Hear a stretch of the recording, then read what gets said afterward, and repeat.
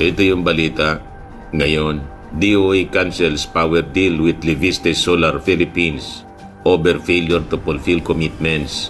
Leviste Solar firm to face 20... Di ano niya, Mr. Maravillas, ang mangyari niya. Malamang mabankrupt mga kababayan at mawala yung pagiging bilyonaryo niya. Naging bilyonaryo siya sa pagbenta niya ng kanyang company. Pero sabi ng Meralco, nag-deny yung buyer. Hindi man na niya talaga yung company ni Chief Tariff Company niya yung binili namin. DOE cancels power deal with Leviste Solar Philippines over failure to fulfill commitments. Energy Secretary Sharon Garin on Tuesday, kahapon po, said it has canceled several contracts with Solar Philippines na itinayo ni Batangas Representative Leandro Leviste. Nagbabagang mga balita at pagtalakay sa mga isyu ng lipunan. Bulsa, opinyon, banat at paglalantad sa katotohanan. Bulsa, what you see is what you get. You decide. Hello po mga kababayan, si Dante Maravillas. O nagkanda, litsi-litsi na yung buhay ni DDS Congressman Leandro Leviste. Bakit niya, Mr. Maravillas? Ito yung balita. Ngayon, DOE cancels power deal with Leviste Solar Philippines over failure to fulfill commitments. Leviste Solar firm to face 20 billion pesos fine. Pinagmumulta pa ng 20 billion pesos. Sinampal mga kababayan ng 20 billion pesos na multa. Dahil sa kanyang failure to fulfill commitments. Di niya, Mr. Maravillas, ang mangyari niya. Malamang mabankrupt mga kababayan at mawala yung pagiging bilyonaryo niya. Naging bilyonaryo siya sa pagbenta niya ng kanyang company. Pero sabi ng Meralco, nag-deny yung buyer. Hindi man na niya talaga yung company ni Chief Tariff Company niya yung binili namin. Under investigation ngayon ng ombudsman. Baka dahil doon, patong-patong na kaso pa, mga kababayan ng kanyang karapin. So nagkandalit-silitsi mga kababayan yung buhay ni DDS Congressman Leandro Leviste sa kanyang kadaldalan. Napansin tuloy, nasilip yung kanyang kumpanya. Huwag magaslaw para hindi kumalat yung dumi. Ganon yung matandang kasabihan mga kababayan. Kasi naging sentro siya ng kontrobersy. Pabida kasi mga kababayan. Kabata-bata sa politika, nagpabida. So ito yung balita ngayon, ibigay ko muna po. DOE cancels power deal with Leviste Solar Philippines over failure to fulfill commitments.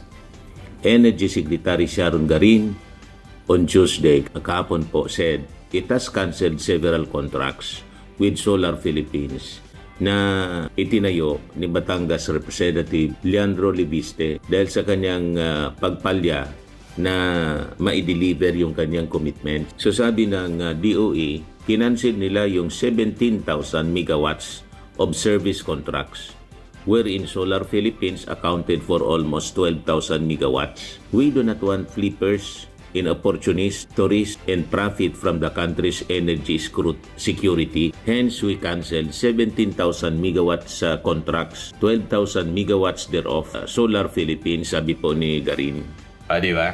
Tarimati mga kababayan, nasilip yung baho ni Leviste, yung ginawa niyang katarantaduhan, nagpayaman lang mga kababayan. Pero yung kanyang commitment sa ating gobyerno para mag-deliver ng serbisyo sa kuryente sa ating bansa, hindi man niya nagawa. Ginamit lang niya yung franchise para tumiba, pumaldo, gamit yung influensya ng kanyang nanay, ng panahon ni Digong. Tapos nag-ingay, bumanat mga kababayan, bira dito, bira doon.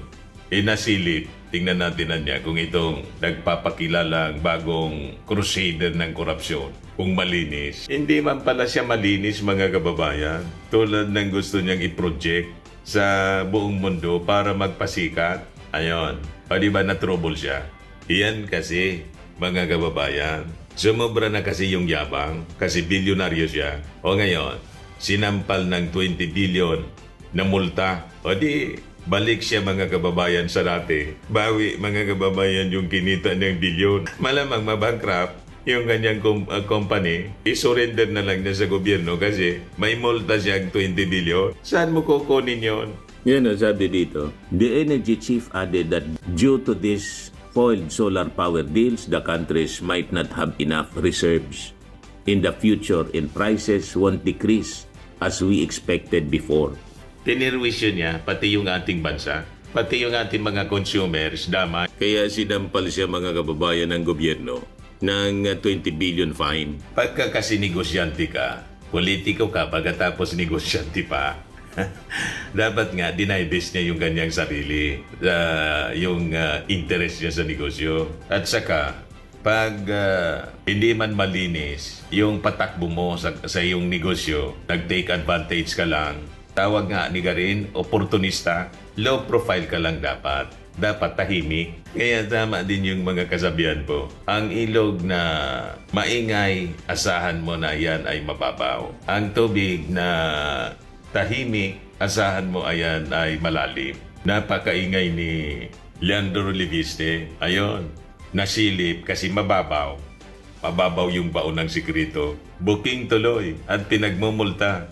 24 billion. Bankrupt pa ganyan. Terminate pa yung kanyang power supply contracts. Sabi dito sa balita, the termination of the contracts is still linked to the company's alleged failure to comply with its contractual obligations. As a result, Solar Philippines is facing penalties in financial obligations amounting to 20 billion. Matindi po, 20 billion. According to Garin, the government anya wants only legitimate investors in the energy sector, which is why it is undertaking efforts to clean up the system. Nadumihan mga kababayan yung sistema. So lumalabas sa statement ni Garin, hindi lehitimo pong investor sa energy sector itong si Leviste. Pumasok siya sa energy sector para magpayaman lang.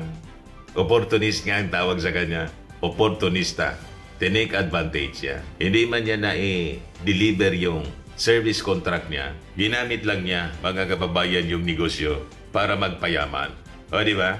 Pag-take advantage po sa franchise na binigay ng ating gobyerno para sa kanya. Madaling sabi, parang binodol niya. Hindi lang nga parang binodol niya yung gobyerno. Katulong yung kanyang nanay na si Loren. Ayan o. Yes, sabi ni Calyofe. O ayan, na feeling clean kasi si Leviste. Sabi ni Alwin, kadikit lang si Duterte kaya nabigyan ng franchise. Nothing to do with know-how. Dumikit po yung nanay, binigyan ng franchise, tapos hindi man po pinodol yung gobyerno. Ayan tuloy, kinancel, hindi man nakadeliver ng kanyang commitment sa gobyerno. Pinagmumulta pa ng 24 billion. Tapos, Sakit ng ulo niya ngayon. parang mga kababayan, kumuha siya ng sariling martilyo, inampas na sa kanyang ulo sa kadaldalan niya. Yan kasi, kung hindi ka man malinis, manahimik ka na lang. Yan ang lesson dyan eh. Nagmamagaling, nagmamalinis. Yun pala, may problema din na ginawa. Di nagkandalit-silitsi ngayon ang kanyang buhay. Balik siya sa dati. Mawawala yung pagiging billionaire niya. Kaya na niya magbayad ng 24 billion, mga kababayan. Anyway, yan man lang po ang ating short video ngayon. Ako po si Dante Maravillas. Bye-bye po. God bless. Firmax Firming and Lifting Cream, pinapahid po sa mga pulses in affected area. Mainam po sa paninigas ng mga kasukasuan.